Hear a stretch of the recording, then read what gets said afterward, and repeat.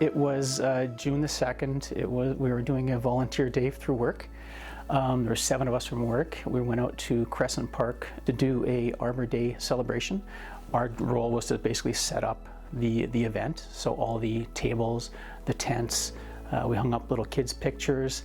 It was a nice day, very relaxing. 7 of us from work got out of work for the day.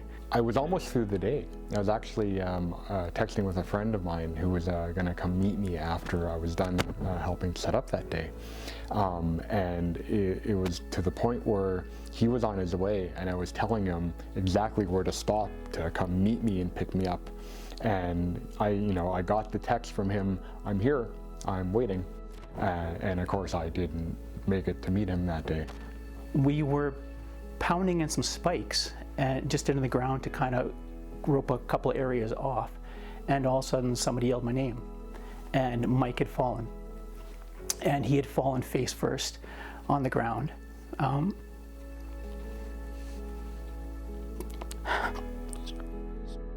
And he was almost convulsing, and then seemed like he was having trouble breathing.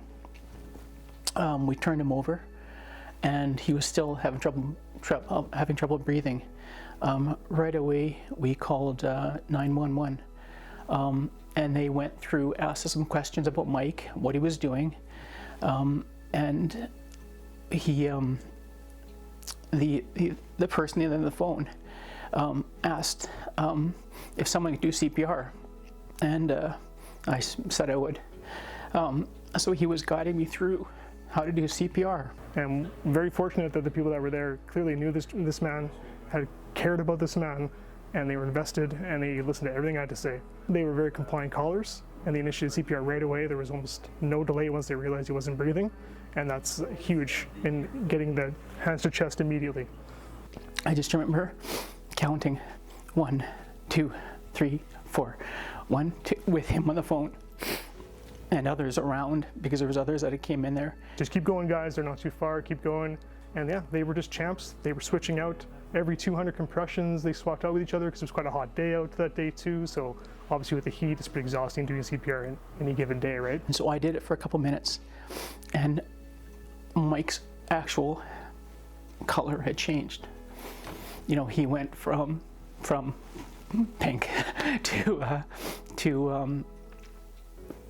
to gray, brown, very different, and you can tell that he was struggling. I remember pulling up to a field, and out in the distance, and it's quite a ways because it's fenced off with posts and chains, and there's somebody doing CPR, and there's a crowd. And our first thing was how are we going to get in there? And that's what we needed to do, is find an entry point. They were actually like a MTS or a hydro kind of trailer by a fence closer to the patient. So I drove around there, kind of squeezed in, found a way to bring our equipment right by the patient, and then we got to work.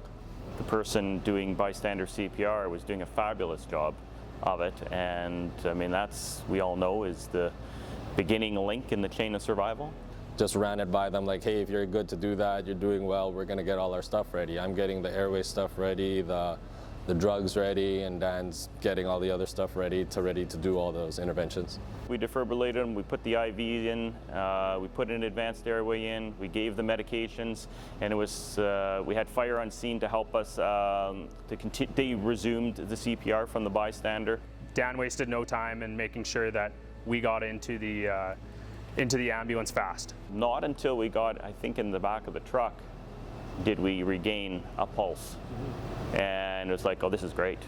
Put the 12 leads on, and we realized we were also dealing with a STEMI, so the call got even another layer to it. So Winnipeg's great system of identifying STEMIs and being able to call on-call cardiologists. I try to think back and piece back together the day. And as much as I try, not much comes.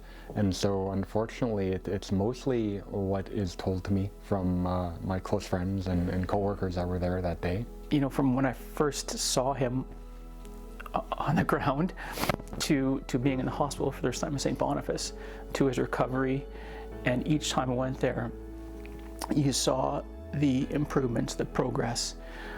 from his actions, his speaking, his mannerism, his memory, his movement. It's a situation that I cannot imagine going through, and this is the best possible outcome that could have happened. So I would probably just congratulate him on living, because it's pretty awesome. That someone has benefited from us being there and us being able to provide them care is a great feeling.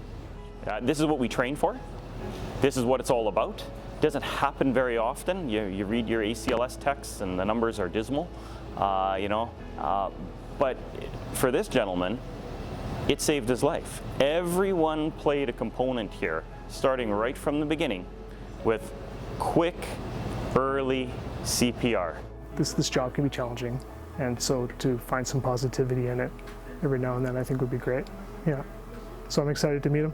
I celebrated my 40th a couple of months ago, which is, not that old. I have a lot of years left that I want to live. And so for it to have happened at that age, at such a young age, and for all those individuals who helped me that day, thank you is the biggest thing I'd like to say to them, for giving me this second chance to keep going.